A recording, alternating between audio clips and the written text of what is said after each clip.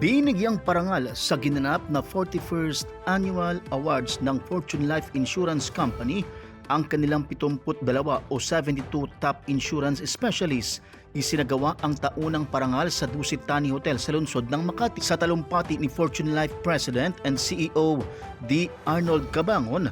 Kanyang inalala ang legasiya ng kanyang ama na si Ambassador Antonio L. Cabangon Chua, ang founder ng Fortune Life at ng buong ALC Group of Companies, kasabay ng pagluluksa sa pagpanaw ng kanyang kapatid na si ALC Chairman D. Edgard Cabangon.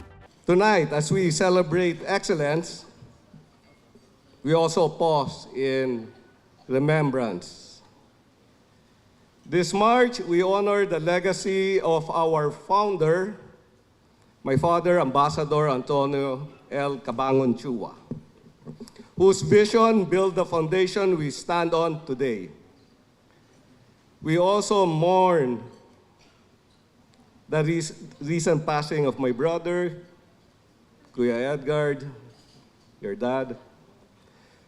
He was always supportive. He's always present in our events. We will definitely miss him, right? Sinabi pa ni Fortune Life President and CEO Arnold Cabangon na hindi lamang maituturing na corporate anniversary ang milestone na ito, kundi selebrasyon din ng tagumpay ng pagbibigay proteksyon sa kinabukasan ng kanilang mga kliyente. We reflect on over 4 decades of a singular mission, securing your tomorrow today. This milestone isn't just a corporate anniversary. It is a celebration of the lives we've protected and the dreams we've helped safeguard. Tonight, we honor the elite, those who have demonstrated that excellence is not just an act, but a habit. Tumalo din sa event na ito si Insurance Commissioner Reynaldo Regalado na nagsilbing guest of honor and the speaker. Pahayag ni Commissioner Regalado na ito na ang kanyang ikatlong sunod na taon ng pagdalo sa anibersaryo ng Fortune Life Insurance Company. Every year, pinangako ko sa mga kabangon na basta hindi nang wala lang ako dito, palaging pupunta ako sa inyong anniversary.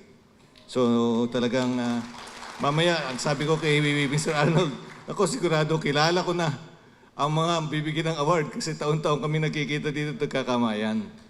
At I'm so happy for this, no? Kasi talagang taon-taon ang ating industriya naman ay nag-exhibit ng patuloy na paglakas at growth natin. Kung makita po natin ngayong taon at nung nabasa ninyo, ang 2025 po was especially remarkable dahil po ang ating collection ng premium para sa buong industriya umabot ng 502 billion. Unang pagkakataon po ito para ma-breach ang half trillion peso mark. Lahat po ng indicators, even yung amount, lalong-lalo na ito importante, yung amount ng ating benepisyong binigay sa ating mga policy holder ay naibigay. Ipinagmalaki din ni Commissioner Regalado ang naging premium income ng Fortune Life. At sinabi ko kay Arnold, alam mo Arnold, tinignan ko yung records natin eh. Ang nakita kong una ay yung premium income. Ang premium income po ng Fortune Life, hindi ko alam kung kasama sa speech niyo ngayon, ay 1.314 to 1.473. Ganun po kalaki ang premium income. Ito po ay umabot ang ating net income from 33 million to 57 million. Pero ito ang sabi ko, Arnold, itong pinaka-importante dahil ito ay gabi ng ating mga kasamang mga ahente. Ito ang lumalapit sa ating mga kababayan. Itong tinatawag nating New Business Annual Premium Equivalent, itong NBAPE. Yan po ang pinaka-importante at alam niyo po, for Fortune, last year, 520 million noong 2024, ito po ay naging 877.8 million.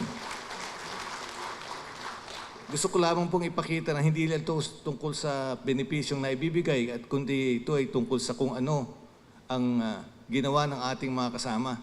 na talagang itong gabi na ito talagang lagi nang pinaghahandaan ng Fortune Life. Samantala, ayon kay Fortune Life Executive Vice President and Chief Operating Officer Emma Abad, na taunang isinasagawa ang pagbibigay ng parangal sa mga top agents upang kilalanin ang kanilang malaking ambag at sakripisyo. 41st Annual Awards, ito yung taunang ginagawa ng kumpanya para bigyang halaga, pagdiriwang dun sa mga top producers ng Fortune Life Insurance Company.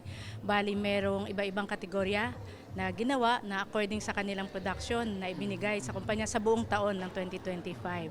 Malaking bagay ito kasi makikita mo kung paano namin pinahahalagahan ang bawat isa na naghirap sa Fortune Life sa pagbibenta ng insurance. Ibinahagi naman ng isa sa mga top awardee na si Fortune Life Zamboanga Branch Manager Elimar Di Pamaylo ang kanyang kagalakan sa natanggap na parangal. All I can say, God is good through the intercession of Blessed Virgin Mary because I have been awarded for 29 years.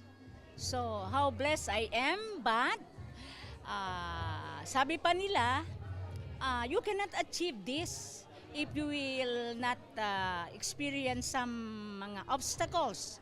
Yun sacrifice, yun tiyaga, maranasan mo talaga. But if you, I focus only here in as my career for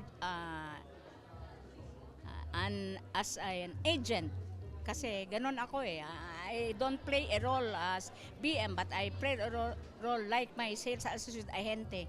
So ganun lang, dance with the music and hard work. Hard work, and when you sell a product like life insurance, it should be from your heart. Labis namang ikinasiya ng isa rin sa mga ALC Excellence Awardee na si Tarlac Agency Manager Mariza Tagines ang natanggap na pagkilala. Of course, laging andyan din ang pasasalamat. Thank you very much po, especially sa mga clients natin for trusting always sa Tarlac branch. Very proud po ang Tarlac branch sa mga achievements na ito, and keep going. Bunsod nito, idinagdag pa ni President and CEO Arnold Cabangon na patuloy na magsisilbing heartbeat at lifeblood ng Fortune Life ang lahat ng awardees at insurance specialists ng kumpanya. Ito si Patrol 17 Chopel Pileño para sa impilang may todo lakas, DWIZ, nagbabalita ng tama, naglilingkod ng tama.